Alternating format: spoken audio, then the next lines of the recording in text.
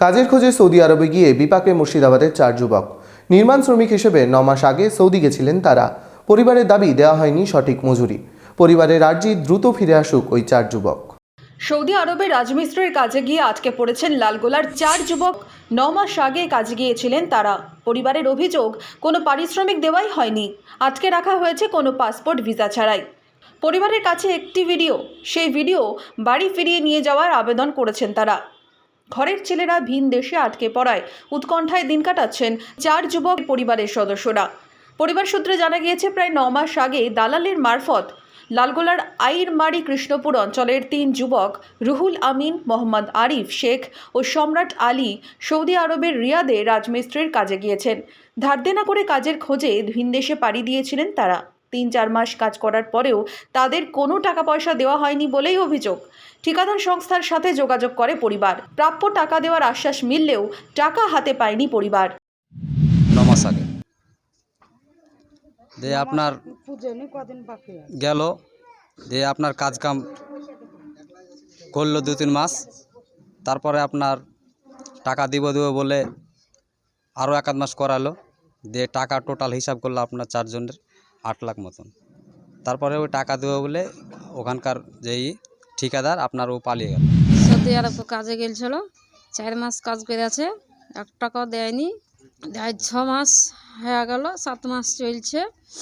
তারপর কোকিলেও কোনো কাজ করে দিল না, 30,000 টাকা নিল। এতে পাইছে কি না পাইছে তো কে জানি না, কিন্তু সরকারের কাছে আবেদন যেন আমার ছেলেকে বাড়ি পৌঁছে দেয়। পরিবারের দাবি, ছেলেদের ফিরিয়ে আনতে টাকা পাঠানোর কথা বলা হয়, ঠিকাদারকে সেই টাকাও পাঠানো হয়, তবে ফেরানো হয়নি ছেলেদের। এখন দুর্দশায় দিন কাটছে ওই যুবকদের। এখন তাদের কোনো খোঁজ নেই, প্রয়োজনীয় খাবার খাওয়ার টাকা পয়সাও নেই তাদের কাছে। কিছুদিন আগে পর্যন্ত তারা বিভিন্ন মসজিদের খাবার খেয়েই দিন কাটাচ্ছিল বলেই দাবি পরিবারের। সৌদি থেকে এক ভিডিও বার্তায় এমনই জানিয়েছে আটকে পড়া লালগোলার যুবকরা।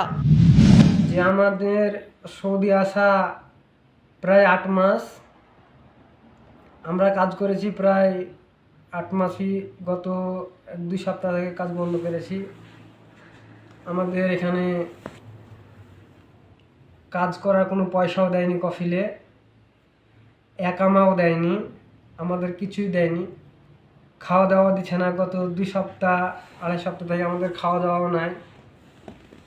আমাদের এখানে একটা পাশে জুমা মসজিদ আছে, জুমা মসজিদে সৌদি লোক খাবার দেওয়া যায়, ওই খাবারগুলো নিয়ে আমরা নিয়ে আসি। কোনো সময় দেয়, কোনো সময় দেয় না।